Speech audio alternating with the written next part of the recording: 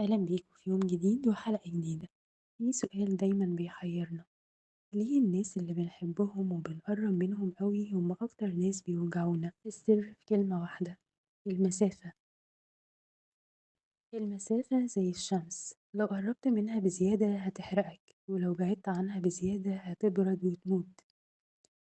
السكينة الحقيقية في علاقاتك مش إنك تفتح قلبك على البحري لكل الناس، لكن إنك تتعلم فقه المسافات، إمتى تقرب وإمتى تسيب مساحة أمان لنفسك ولغيرك. النبي صلى الله عليه وسلم ساب لنا قاعدة ذهبية في الذكاء العاطفي والاجتماعي قبل 1400 سنة.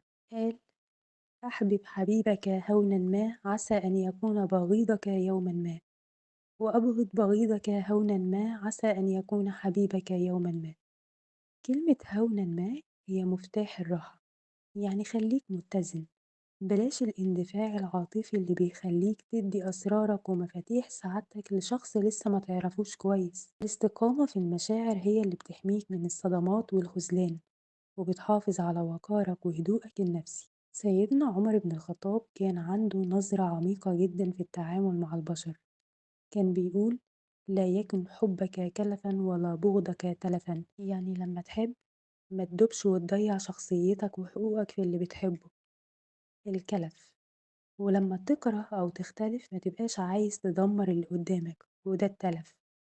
سيدنا عمر كان بيعلمنا إن الحدود هي اللي بتحفظ الود، لو ضاعت المسافة ضاع الاحترام، ولو ضاع الاحترام السكينة بتهرب من البيت ومن الصداقة ومن كل علاقة.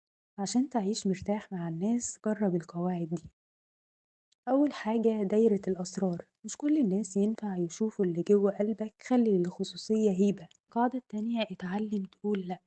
التضحية المبالغ فيها بتبني جبل من الزعل جوه قلبك هينفجر في يوم من الأيام. تالت قاعدة هي ازاي تحترم مسافات الآخرين، زي ما بتحب خصوصيتك ما تبقاش متطفل انت كمان على حياة غيرك. المسافات مش معناها جفاء، المسافات معناها احترام بيدي فرصة للحب انه يعيش ويكبر من غير خنقة. يمكن كله توازن ورقي.